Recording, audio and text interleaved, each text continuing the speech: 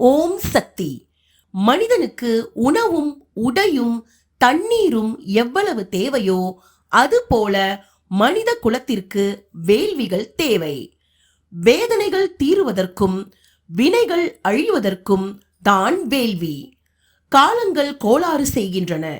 கோள்களால் கோளாறு ஆகாமல் உங்களை பாதுகாக்கவே கலச விளக்கு வேள்வி பூசைகள்.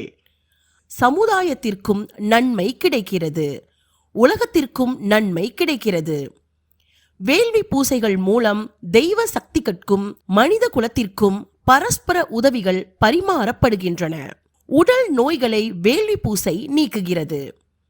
வேள்வி பூசையில் வைக்கப்பட்ட விளக்குகளை வீட்டில் ஏற்றி வழிபடுவதால் லட்சுமிகரம் வந்து வாய்க்கிறது.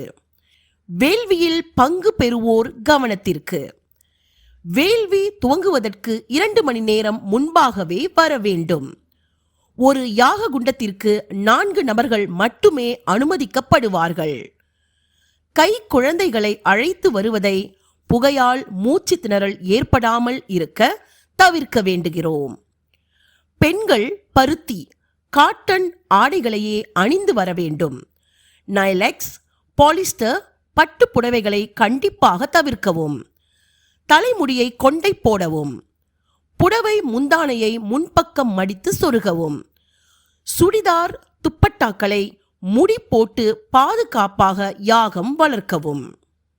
தங்கள் உடைமைகளை லக்கேஜஸ் உடைமை காப்பகத்தில் கிளாக் ரூம்ஸ் வைத்துவிட்டு வரவும். எரியும் பொருட்கள், கற்பூரம், எண்ணெய் போன்றவை எதையும் எடுத்து வரக்கூடாது.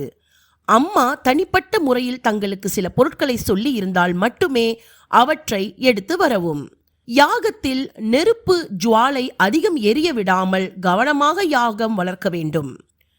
வேள்வி முடிந்தவுடன் ஆலயம் தூய்மைப்படுத்தும் பணி தொடங்கிவிடும். ஆகவே கருவறை தரிசனம் 2 மணி நேரம் கழித்துத்தான் அனுமதிக்கப்படும்.